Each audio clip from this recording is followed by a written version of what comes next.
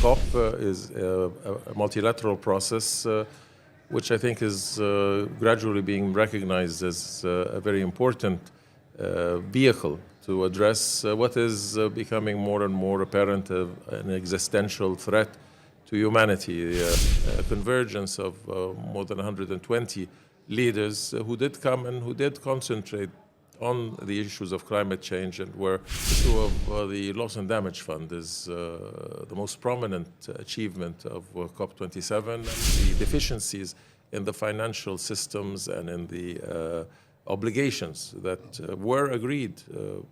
For example, the 100 billion. What is 100 billion? It's a minuscule sum. Ironic nature of when we address an existential issue and then are deficient in fulfilling such a meager obligation, whereas trillions are needed. It is the global south that is more impacted by current conditions, geopolitical conditions, economic and their consequences on the economies. So necessarily, since we are suffering the most, then it is only reasonable that our voices should now be more impactful. Mr. Shukri, it's my pleasure welcoming you to Raisina 2023 Ideas Pod. Here we debate all the current ideas, what have been discussed in Raisina and what are being discussed outside these rooms as well. So let me begin with your leadership of COP27. I think in many ways COP27 came at an extremely difficult time. It was a challenging time, the world was in turmoil. So before we go into the details of COP27, my first and simple question to you is, because this is Raisina 2023 discussions, which is a conference in geopolitics, my question is, do you feel that climate change has become a victim of geopolitics? Is that where we are headed? Did you get that feeling in COP27? And if that is so, then are we going to see more climate inaction, that is INACION, nothing being done about it, rather than climate action? Well, thank you very much. I'm very happy to be with you, and I think we have to be practical and objective. COP is a multilateral process which I think is gradually being recognized as a very important vehicle to address what is becoming more and more apparent an existential threat to humanity, the globe, and what it has been witnessing in terms of erratic weather patterns, heat waves, floods, of course, those that happened in Pakistan last year, as well as forest fires in the United States. There's a greater recognition of the potential damage that not dealing with climate change will result in. But at the same time, there has been tendencies, and we recognize that geopolitics has had an effect, especially on COP27 because of the situation in Ukraine, and what we witnessed firsthand in utilizing this as a forum to air views and to lodge criticism. It was very apparent during the subsidiary body meetings in Bonn, where we tried as presidents of COP to isolate as much as we could and to instill upon the participants the importance of concentrating on the issue at hand, and to that there were other forums that are more appropriately concerned with the geopolitical conditions of the General Assembly of the United Nations. I think to an extent we were able to isolate COP27 during the leadership segment, the 2 days, the 7th and the 8th, and the convergence of more than 120 leaders who did come and who did concentrate on the issues of climate change and were focused on how they could keep the momentum of multilateral action, climate action, to address the challenges. So there is always a potential that it is affected by geopolitical conditions, but it's up to us to try to gear, as presidents, as participating countries, to try to protect the process because of its nature, because of the momentum that has been created since Paris, and that I think we should maintain. But the other impact has been the relationship between conditions, the war in Ukraine, and energy insecurity or energy security. Yes.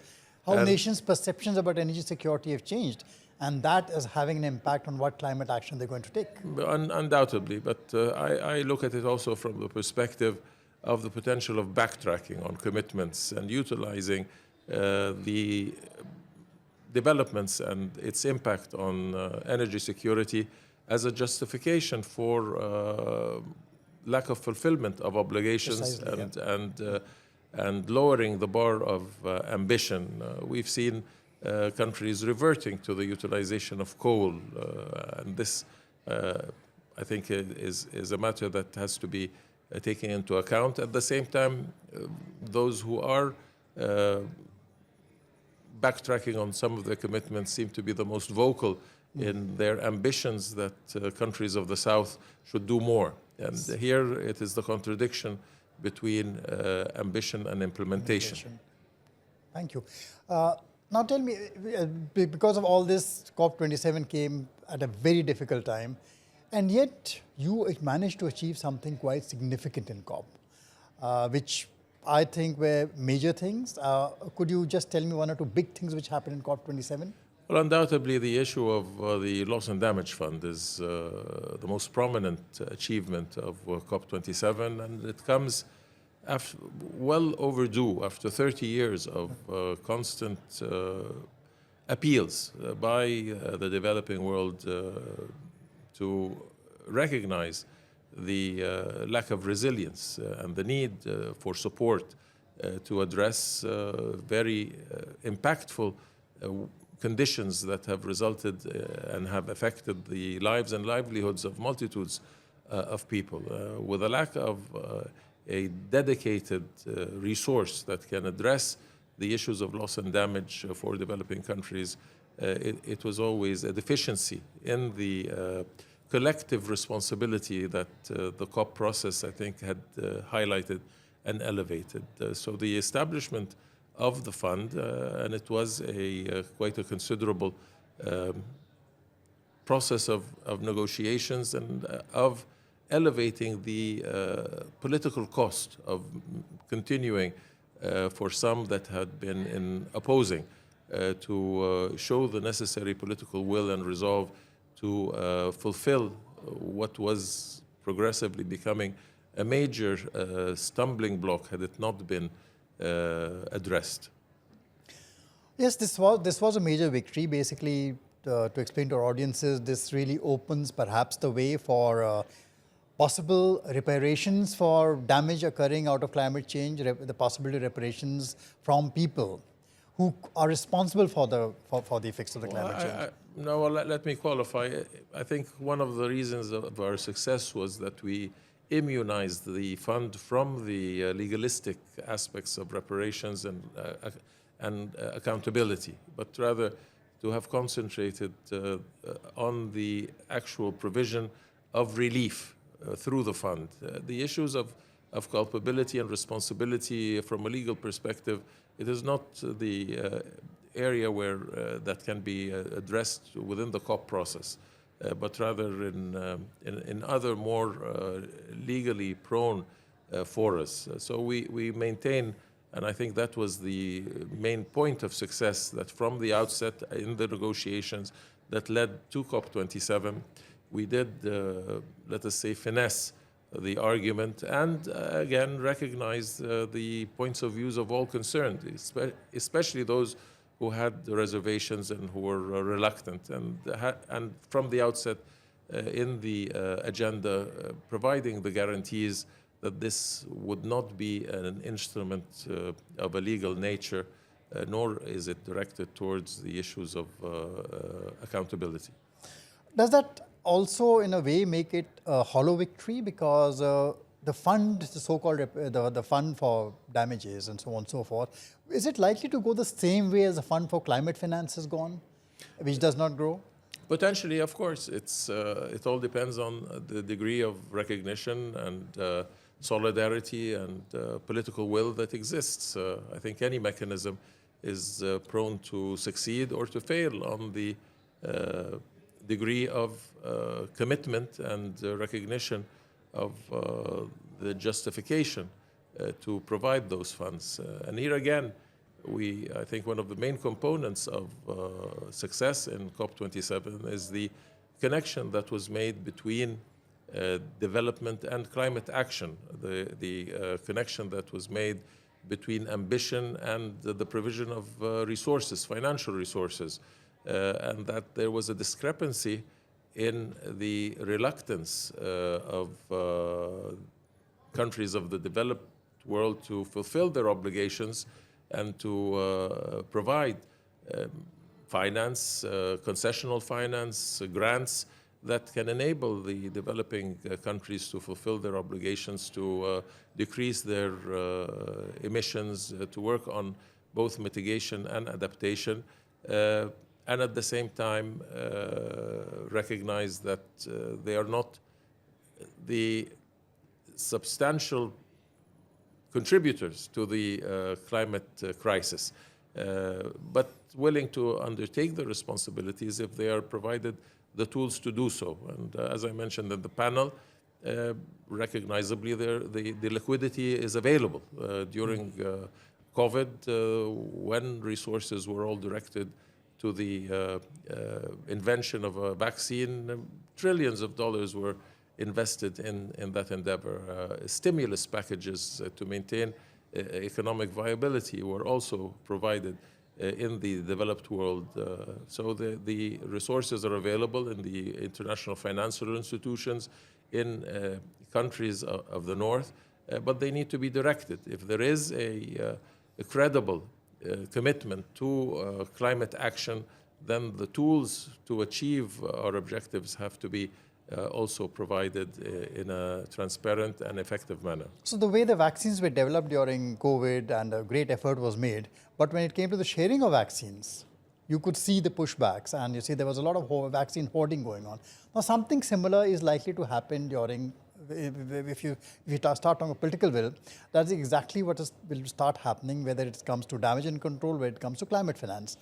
So yes, we come back to the question of geopolitics, geoeconomics, but my question is here different. Now, what I'm asking is, after COP27, do you feel, after the changes, geopolitical changes which have taken place, the war in Ukraine, priorities of countries changing, is there a possibility that today common and the idea of common and differentiated responsibility is back there in the agenda with far greater force than it was in the past?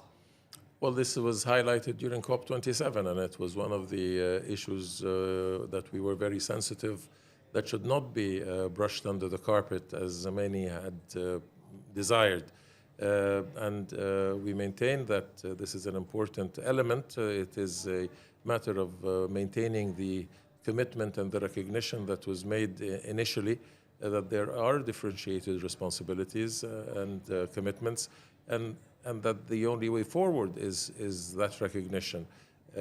We cannot equate and create a situation that would be deemed as unjust, were we to totally negate the century of emissions that have resulted in prosperity and development for states, and then try at this stage to deprive others from their God-given right to provide the aspirations of their peoples and have them catch up in terms of better standards of living for their populations.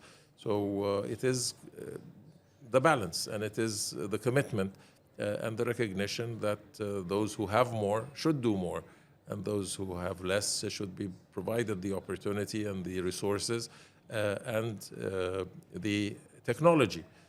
One of the issues also of achievements in COP27 was the relationship between the climate crisis and the issue of peace and security and conflict prevention, that there was a definite correlation between the climate challenge and the conflicts at a regional, and we can expect an interregional and even global dimension if we don't face the necessity of the issues of water scarcity, just transition of energy, and also the resources to deal with the various challenges. So basically, I think where we are heading is this discussion, the COP discussion now is moving into the real areas of how inaction on climate becomes a kind of insecurity of nations, affects food, fertilizer, affects, starts affecting migration, and therefore needs to be given priority as a security problem. So is that a gain? And do you think, and this is my last question, as you see, as the COP28 leadership passes on to the United Arab Emirates, what is it that is now on the table? What would you like to see moving forward happening in the subsequent COPs? Well, again, after the gains you've made in COP27.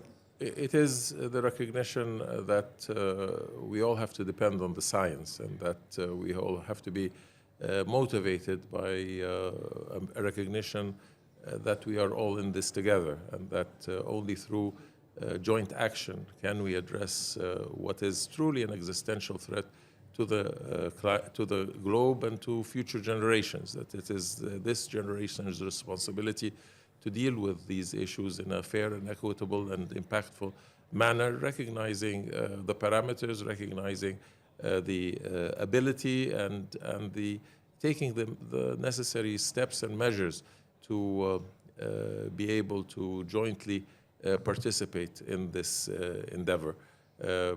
There have been achievements in recognizing the deficiencies in the financial systems and in the obligations that were agreed. For example, the 100 billion. What is 100 billion? It's a minuscule sum. But even that is not coming.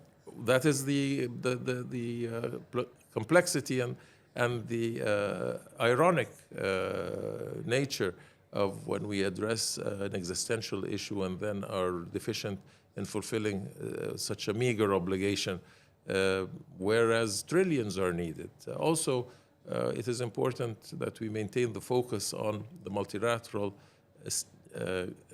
governmental nature of the COP process. There have been calls, and we recognize that the other stakeholders, private sector, NGOs, civil society, they all have an important role to maintain the momentum. But at no stage should we deflect the responsibility on governments to be able to regulate, to be able to contribute, and to be able to motivate the other stakeholders. Certainly, the move towards renewable energy and the economic benefits associated with it, and the innovation and the need to move forward is important, and that can be undertaken by the private sector, but there will always be an important role for governments in terms of regulation, in terms of guarantees that would open doors of investment towards the developing world that is still struggling to find the necessary resources, and that governmental relationship is the means to open some of those doors. So last question, and a quick one, just 30-second answer I want. So do you think now at COP27 or at G20, these other multilateral forums which we're having, the Global South today has a stronger voice? What is your experience? Its voice is elevated, certainly because it is the Global South that is more impacted by current conditions, geopolitical conditions, economic and their consequences on the economies. So necessarily, since we are suffering the most, then it is only reasonable that our voices should now be more impactful. Thank you very much, Minister. That was an excellent discussion, and I'm sure the audience are going to enjoy this as much as I have done. It's a pleasure having you here at the Raisina Ideas Pod. Thank you so much. Thank you for the opportunity.